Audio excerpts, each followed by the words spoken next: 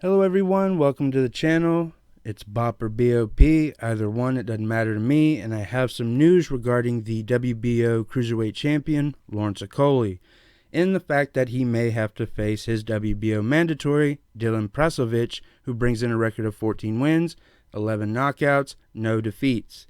This would be the biggest step up for Prasovich, who's a decent fighter enough right now, but he's never gone past the 9th round, which was a 9th round KO, which shows that he carries power late, but against what competition? A mandatory is a mandatory, and I accept that, and would accept the fight. That would be fine. It's an undefeated fighter versus an undefeated fighter, but Okolie wants a unification fight with Briedis rather than the mandatory, and is having a meeting to discuss that very topic. So who knows what's going to happen. I would much rather Okolie versus Briedis. Okolie thinks, as well as I do, that Briedis is just wasting his time trying to go up to the heavyweight division with all the title belts held up.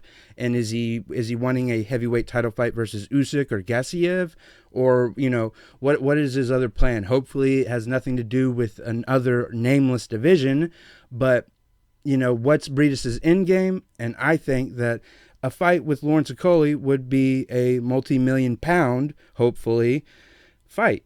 They could build that, especially with Lawrence Okolie being another one in the next division when they have Joshua Boxe in the light heavyweight division trying to go for their light heavyweight titles.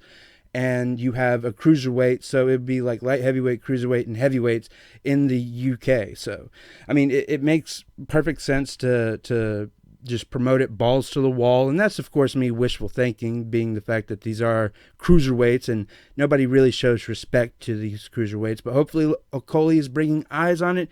He has been very entertaining the past two fights, and I think Dylan Prasovich would probably be like a Yashevsky fight, just 2 rounds of Okolie beating the shit out of him. For right now, Dylan Prasovich right now he's not at the level that Okolie is, and I think that if he has to take the mandatory, that's fine. I'll do a little video on it, whatnot. But Okolie versus Briedis, that's the fight to make in the cruiserweight division. I would take any fight, really. I'm going to speak as a boxing fan just because I love the sport. But, Okolie versus Gulamirian, Okolie versus Makabu, Okolie versus Briedis, all of them would be great. And I know maybe even Okolie versus Kevin Lerena for the IBO title, but really, nobody recognizes that title, so why go after that said title when your plan is to unify the division and then move up to heavyweight? So that makes no sense whatsoever, and I don't know why I brought it up. I just did. Anyways, those are my thoughts on the WBO Cruiserweight champion, Lawrence Okolie. May have to fight the mandatory, which it comes with the title, it comes with the territory, and that's what being part of what...